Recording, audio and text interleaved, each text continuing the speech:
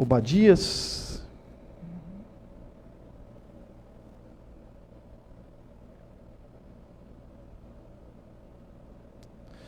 Obadias capítulo 1, só tem um capítulo.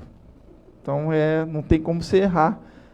Obadias, só tem um capítulo, então diz a palavra. Visão de Obadias, assim diz o Senhor. Deixa eu só mudar aqui a versão, que eu gosto de uma outra versão aqui. Então, vamos lá. Visão de Obadias. Assim diz o Senhor Deus a respeito de Edom.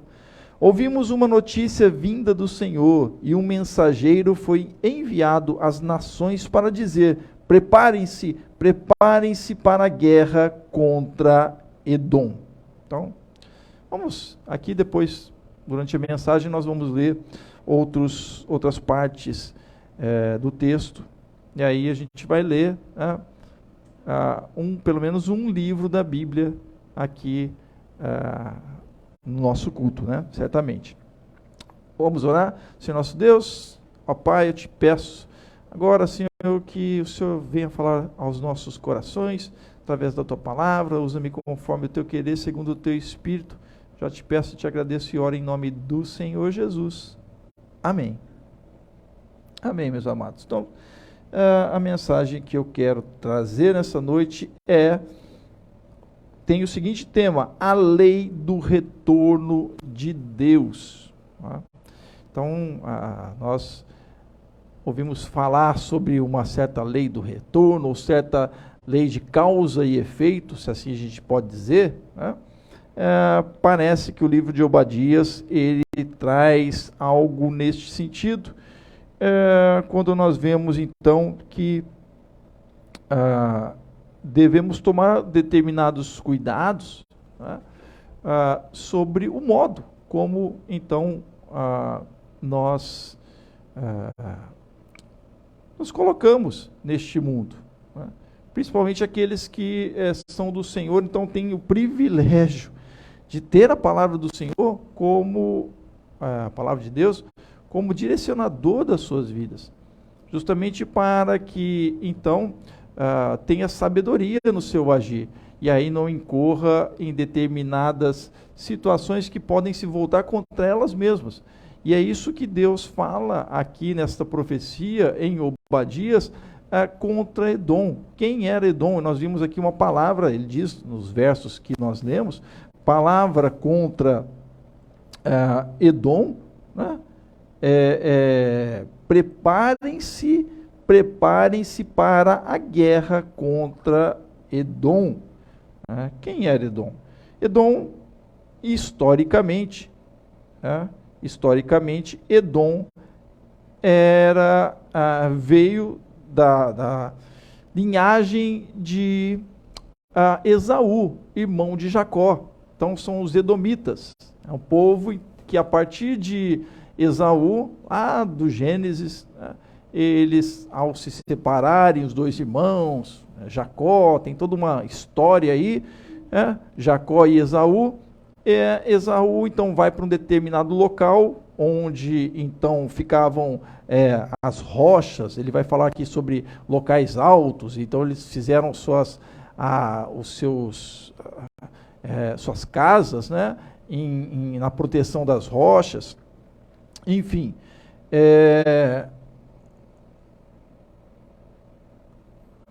Eles eram então irmãos, né, aí do povo de Israel. E aí, historicamente, quando então a Babilônia invadiu Israel, ao invés dos seus irmãos edomitas os ajudarem contra os exércitos então da Babilônia, não, eles ajudaram, né, entre aspas aí, quase acabarem com o povo de Israel. E aí Deus está muito irado com isso, porque seus próprios irmãos, se voltaram, né, contra os seus co-irmãos de assim, não só permitiram ou ajudaram, não combateram os babilônios, mas também aqueles que conseguiam escapar, vai dizer o texto, eles pegaram e mataram, se levantaram contra, se insurgiram contra. Então, nós devemos nos ater, e é isso que eu quero trazer nessa noite, justamente ao que nós estamos, ou como estamos nos portando neste mundo. Né? Porque uma ação gera uma reação. Jesus já havia dito, né, que diz nos evangelhos que numa das parábolas, o que você planta, você colhe, né? em termos gerais aí. E há muitos ditados populares, né? Que aqui você faz, aqui você paga, e outras coisas. Então, será que é assim mesmo? Né? Ou por que será que isso pode vir a acontecer, de certa forma? E eu entendo aqui pelo texto bíblico que há um tipo de lei do retorno aqui de Deus. Uma porque Deus está vendo as situações, mas outra é porque isso é provocado por você mesmo. Então aquilo que você emite tem uma reação, uma contra-reação que vai se insurgir contra você mesmo. Jesus, falando de Jesus aqui, Jesus, ele, quando prega o amor, acima de tudo, mesmo que ele seja naquela época uma corrente minoritária, né? Porque o que imperava lá era a agressividade, o que imperava naquela sociedade era a violência opressora psicológica, mas violência real física, sobre as pessoas numa imposição de terror. Quando Jesus fala que aquele que crê nele tem que tomar a sua cruz e seguir, e segui-lo, né? Tome a sua cruz e siga-me, Jesus estava se insurgindo contra a violência do Estado romano. Que aquele que quer me seguir vai seguir a lei do amor, e esta lei do amor, ela está sujeita a sofrer as consequências do ódio, do desamor, da violência deste Estado que crucifica aqueles que se revoltam contra ele, ou contra essa forma de ser, de opressão. E na luta de Jesus, graças a Deus, né, no amor, o amor aí sobreveio. E o Império Romano cai, né, durante a história. Mas aqui a gente voltando para Obadias, lá um profeta menor da antiguidade, do tempo em que Israel então foi invadido pela Babilônia, nós vamos ver que desde lá atrás, aquilo que você então planta não está isento, aquilo que uma nação planta não está isento dos olhos de Deus. E aí você pode, num âmbito individual, sofrer consequências das suas próprias ações. Por isso, em primeiro lugar, uma das coisas que devemos ter é tomar cuidado com a arrogância. Uma das coisas que você deve se atentar para a própria palavra que nos conduz à humildade e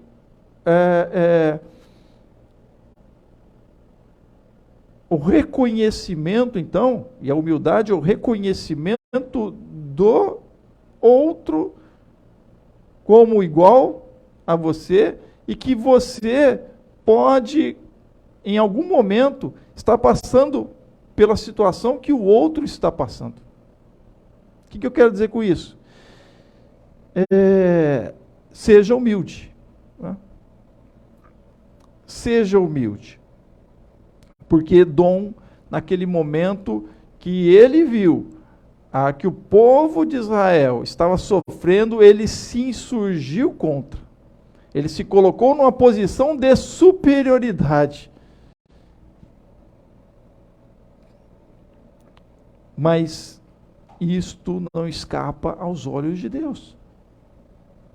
E aí diz Obadias, verso 2 e 3, veja, eu tornarei você pequeno entre as nações. Edom se insurgiu como superior aos seus irmãos. Naquele momento que eles estavam enfraquecidos, estavam sob o ataque, né, e o domínio do Império Babilônio, ou babilônico. E aí diz aqui, eu tornarei você pequeno entre as nações, será completamente desprezado. A arrogância do seu coração o tem enganado. Então, esse é o ponto-chave aqui. Cuidado, a arrogância do teu coração pode estar enganando você. Você pode estar sendo enganado pela sua própria arrogância. A arrogância do teu coração, ela engana. A arrogância engana. Porque você é ser humano. Você passa. Então, não adianta, né? Por mais que alguém possa viver numa condição, entre aspas, de superioridade neste mundo, aos seus olhos, muitas vezes, primeiro que aos olhos de Deus isso não é nada. E segundo lugar, que isso é efêmero e passa. Como vai dizer o livro de Eclesiastes, vaidade, tudo é vaidade e fumaça. Né? A vaidade que ele fala, ela é fumaça que se dissipa. Mas os homens continuam, né, com as suas arrogâncias. A arrogância do coração engana, então cuidado com a arrogância. Busque a humildade. Isso vai trazer para você frutos. Né? Ele continua lá no verso 3, você vive nas cavidades das rochas e constrói sua morada no alto dos montes, e você diz a você mesmo, quem pode me derrubar? E aí a gente vê nos dias de hoje, infelizmente, tanta agressividade, tanta arrogância, tantos homens aí dizendo quem nos seus corações, ou dizendo publicamente, quem pode me derrubar? Quando fazemos isso, diante de Deus, a nossa ruína está. Quando você faz isso, a tua ruína, ela está próxima. Seja humilde dentro daquilo que Deus concede que você faça. É isso. Você não é Deus. Nenhum homem é Deus. Deus é Deus. E o próprio Deus, ele vem com humildade, envia o seu próprio Filho, que de forma humilde, né, vai vir a este mundo. Humilde porque pobre, no primeiro momento, né, então de uma origem humilde, e depois, mesmo com tanto poder, ele age com humildade, a ponto de, em um determinado momento, lavar os pés dos discípulos e dizer, olha, façam isso. Eu que sou mestre e senhor, e vocês sabem disso, estou me colocando numa condição de escravo, porque somente o escravo lavava os pés dos seus discípulos. Ele vai dar o exemplo, se colocar numa condição ali, para que os seus discípulos que estiveram com ele não ajam com arrogância sobre os outros. E aí o cristianismo nasce, né? Após a morte e ressurreição de Jesus, com a tônica do amor. Os discípulos vão ser perseguidos, os discípulos vão ser mortos. Pedro vai ser crucificado de cabeça para baixo. Vai ser crucificado de cabeça para baixo porque ele vai dizer, eu não sou digno de ser crucificado como meu Senhor. E aí crucificaram ele de cabeça para baixo.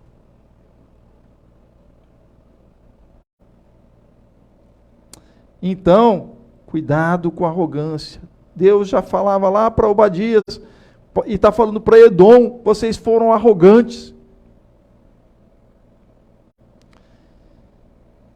E essa arrogância enganou a vocês mesmos.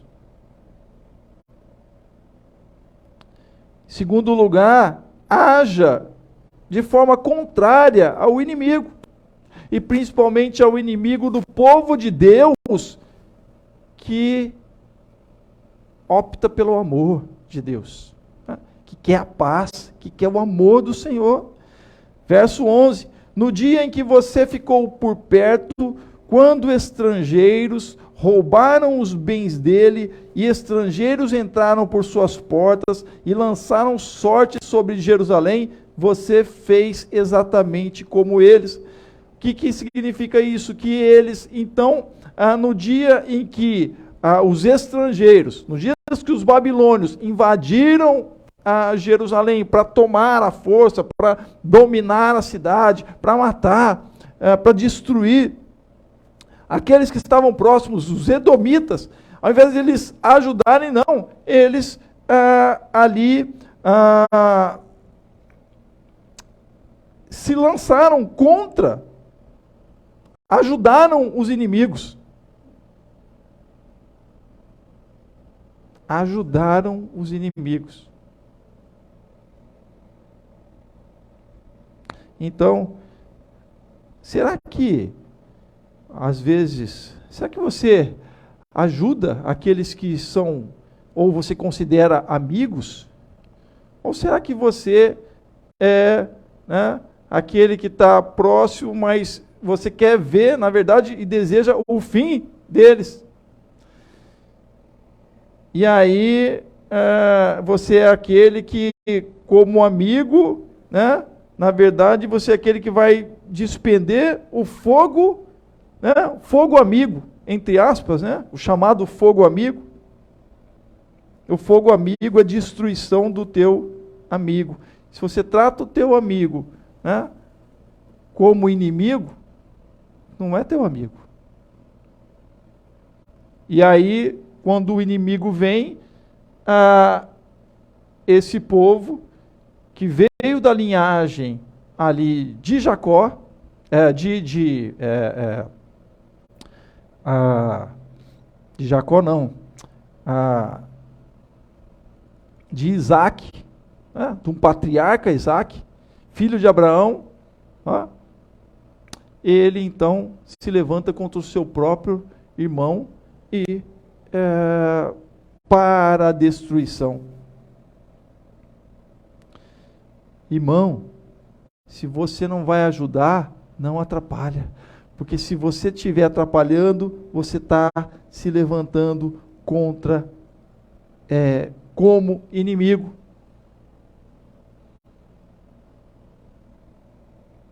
E isso pode se voltar contra você mesmo. Por isso há uma lei de retorno aqui de Deus. A palavra de Deus há uma lei de retorno. Deus não se deixa escarnecer, principalmente quando você o faz com aquele ou contra aquele que é de Deus, contra aquele que que ama o Senhor, que está na sua sinceridade servindo ao Senhor. Quando você se levanta como inimigo, mesmo entre aspas sendo amigo, ou mesmo entre aspas sendo irmão, ou se levanta contra aquele que está na sua sinceridade da sua fé diante de Deus, você está agindo como Edom.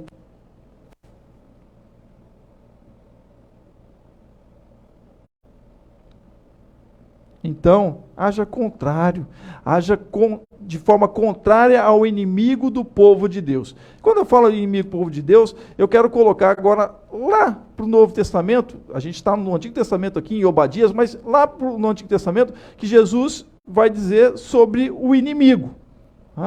Aqui lá colocado como diabo, que vem então, senão para matar, roubar e destruir. Se as suas ações, então, são para roubar, matar ou destruir, se é de destruição, é inimigo do povo de Deus. Então haja de forma contrária ao inimigo do povo de Deus, porque o inimigo do povo de Deus vem senão para matar, roubar, destruir, vem com agressividade.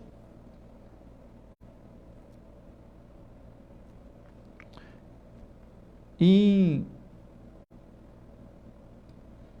eles não estenderam a mão, né? Quando então o Israel precisava. Edom, ao invés de estender a mão, quando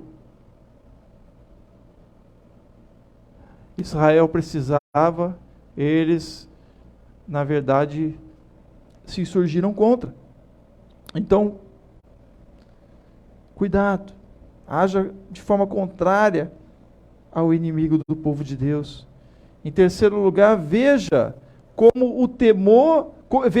temor o juízo de Deus, seja com quem for. Mas Israel, então, naquele momento, ele foi atacado pelos babilônios, porque eles se desviaram do Senhor, adoraram outros deuses, confiaram em outros deuses.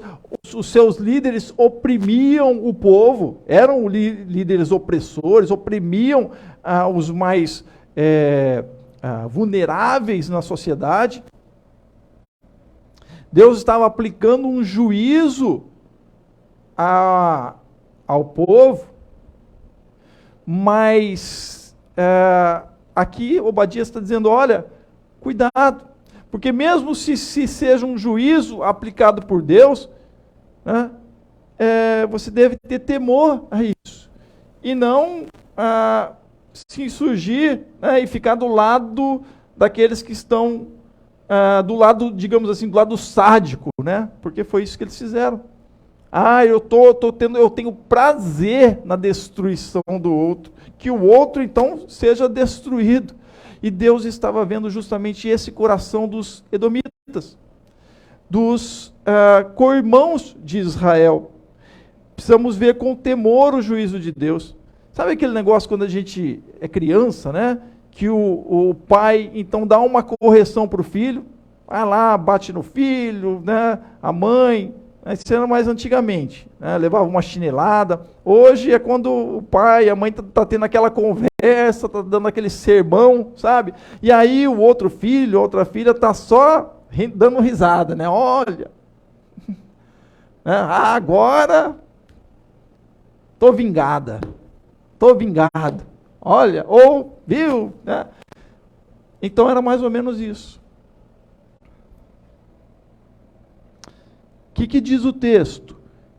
Obadias, verso 12 e 13.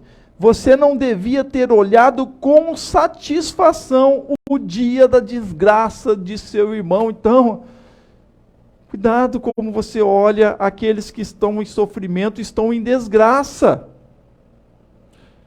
Será que você tem prazer nisso? Naqueles que estão em desgraça? Essa semana eu lembrei daquele personagem do Chico Anísio, que fazia um personagem de um político, não sei quem se lembra, né? Que é chamado Justo Veríssimo. O nome é até sugestivo, né? A gente está em época de eleição, em época justamente aí, é uma época bem complexa da nossa sociedade, de decisões, né? E eu me lembrei do personagem Justo Veríssimo.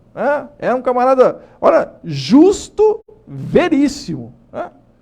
E ele se apresentava com o estereótipo de um filósofo. Me lembra também um estereótipo de um filósofo alemão chamado Friedrich Nietzsche. Do Nietzsche. Tinha um bigodão, grandão, né, um bigode assim. E ele dizia uma das frases ali, procurem na internet que vocês vão ver, certamente. Uma das frases que ele dizia era pobre, pobre, pobre, pobre, pobre, né? Falando pobre, pobre, pobre, pobre, pobre que se exploda, que pobre se exploda. Então, assim, infelizmente, nós vemos que muitos aí de nossos políticos, infelizmente, usam a política, né, e a sociedade, e o pobre, e o necessitado como somente como objeto para os seus interesses, né? Uso. Porque, na verdade, são como justos veríssimos, né? Se apresentam justos, veríssimos, né? Com detentores da verdade, mas no seu interior, e quando não, muitas vezes falam, né? Como o justo veríssimo falava. Fala descaradamente, pobre que se exploda, pobre que se exploda. Então, porque estão ou acham que estão numa posição de superioridade. Né? Podem até estar num determinado momento, mas isso está aos olhos de Deus, não passa batido aos olhos de Deus.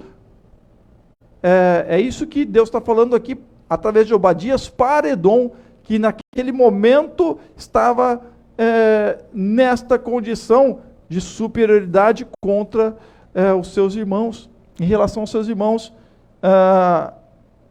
de Israel. E aí, Obadias aqui, lendo novamente o verso 12 e 13, você não devia ter olhado com satisfação na desgraça do outro.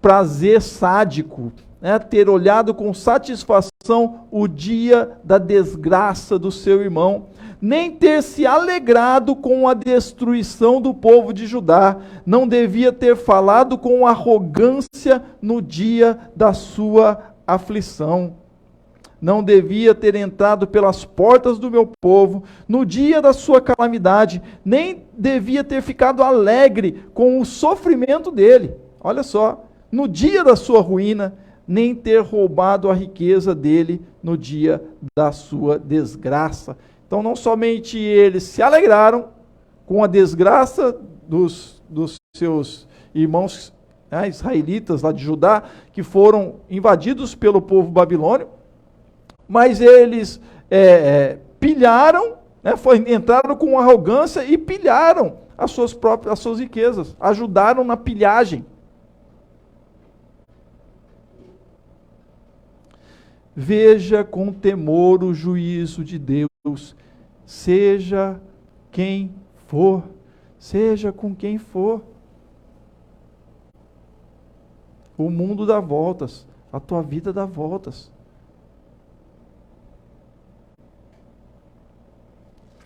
Em quarto e último lugar,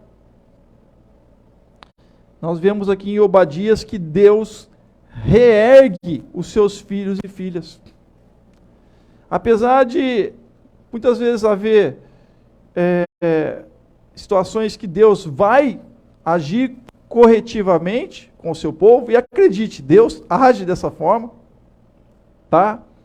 Para quem não acredita, né? Para quem aí acha que Deus é somente um Papai Noel, ou alguém que vai então só dar presentes, né? Ou passar a mão na cabeça, etc, etc, Deus age corretivamente. Segundo a sua palavra, Deus faz dessa forma. Mas mesmo que ele haja corretivamente, como ele agiu com os israelitas, ele é aquele que reergue o seu povo. Porque o desejo de Deus é que o seu povo observe o tema, e observe as suas palavras, e tenha o temor a Ele, tá? E o reconheça como Senhor, porque Ele é, de fato, Ele é aquele que reergue. O povo de Israel, naquele momento, estava passando por foram atacados, né, pelos babilônios, e aqui a profecia contra Edom, que aproveitou esse momento, né, para se insurgir contra os israelitas, né? Eles tiveram essa correção de Deus por eles mesmos, porque eles se afastaram de Deus. Foi isso. Então, certas ações e atitudes suas, elas são consequências do que você mesmo fez, do que você mesmo falou, do que você mesmo, das suas próprias ações. Mas saiba que Deus, então, é aquele que reergue os seus filhos e filhas, mesmo que passe por momentos de afastamento de Deus, né? Como, por exemplo, Jesus na parábola do filho pródigo, aquele filho que sai da presença do pai e vai, depois de ter, né, curtido a vida adoidado na sua ótica, né, e visão, como pródigo, ele se vê totalmente ali numa condição, na pior condição que possa haver, ao ponto de querer e desejar comer o que os porcos, os animais, os porcos comiam, porque ninguém lhe dava nada. Mas na casa do Pai, junto ao Pai, por mais que haja leis e limites, porque todos temos limites, e o Pai dá limites, né? Ali sim há amor, ali há dignidade, ali há o pão, o alimento. Então, ele diz aqui nos versos finais, 17, 18 e 21, de Obadias, sobre o reerguimento dos seus filhos e filhas. Deus reergue os seus filhos e filhas sempre. Mas no monte Sião estarão os que escaparam. Ele será santo, e a descendência de Jacó possuirá a sua herança. A descendência de Jacó será um fogo, e a de José uma chama, e a descendência de Esaú será a palha. Então, olha aqui, ele colocando justamente o que eu trouxe no início, que a história, né, de Jacó e Esaú, e José aqui é o filho de Jacó, né, que vai para o Egito. Tem toda a história de José que vai para o Egito, vendido como escravo. Então, por isso José é citado aqui, relembrando que o povo também foi vendido como escravo, mas que Deus se insurgiu contra os poderes opressores lá do Egito de Faraó. E o povo saiu. Então Deus é aquele que está cuidando do seu povo.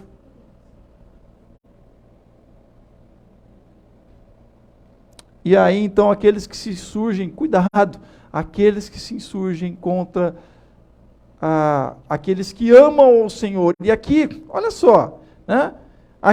Os que escaparam, né? Ele será santo, esse povo, né? No Monte Sião estarão os que escaparam, e ele será santo, e a descendência de Jacó possuirá uma herança.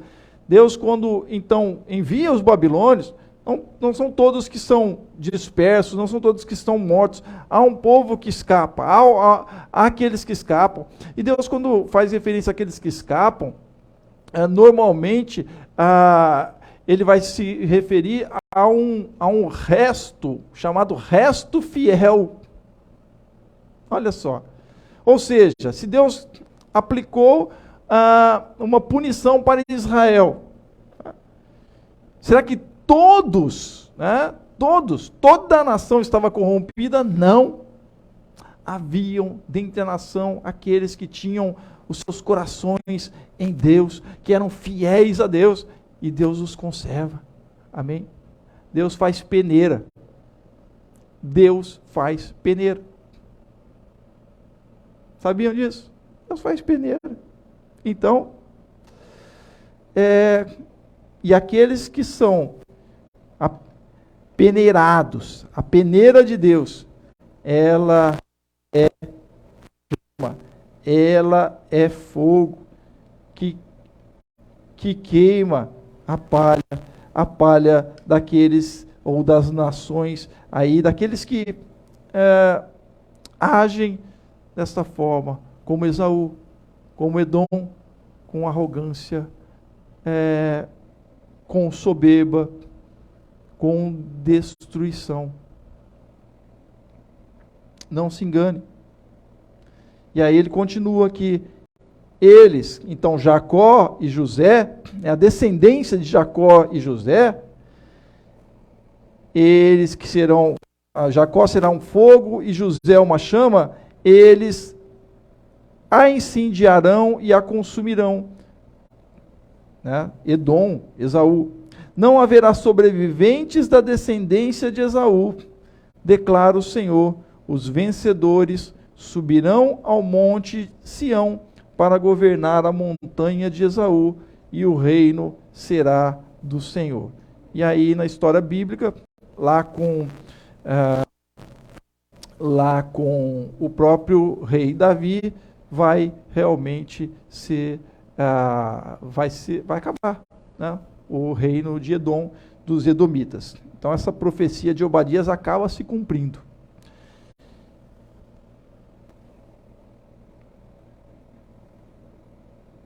Pense, coloque-se diante do Senhor. Qual é a lei do retorno de Deus que você quer para a sua vida?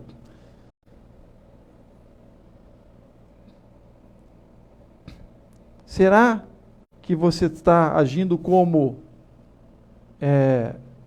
os edomitas, como Edom, com arrogância no seu coração? Cuidado, seja humilde. Haja contrário ao inimigo do povo de Deus. Veja com temor o juízo de Deus, seja para quem for, para aquele que está passando por uma situação difícil, que muitas vezes, às vezes nem é juízo de Deus, como o caso de Jó, no Antigo Testamento. Às vezes ela está passando por uma dificuldade, e aí muitos até colocam na sua arrogância que aquilo é juízo de Deus também.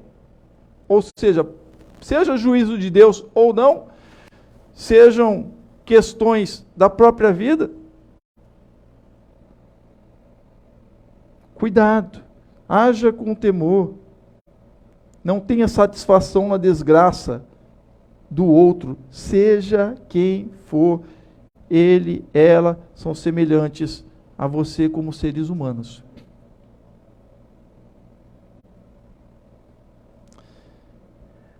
Mas saiba que Deus reergue seus filhos e filhas. Amém? Ele reergue, pode reerguer a sua vida. Feche seus olhos, quero orar com você. Pai de amor, eu te agradeço, Senhor, porque Tu, ó Deus, está com os Teus olhos voltados para esta terra, ó Deus. E não só são os seus olhos voltados, mas o Senhor atua, sim, através do Teu povo, e atua sobre o Teu povo, sobre aqueles que receberam a Jesus como Senhor e Salvador, e, Senhor, o amam, ouvem as suas palavras e as praticam, e buscam a prática das suas palavras no amor. É assim que é o teu povo. Então que o Senhor esteja abençoando este povo, ó Deus, que muitas vezes é massacrado, ó Pai, aí pela violência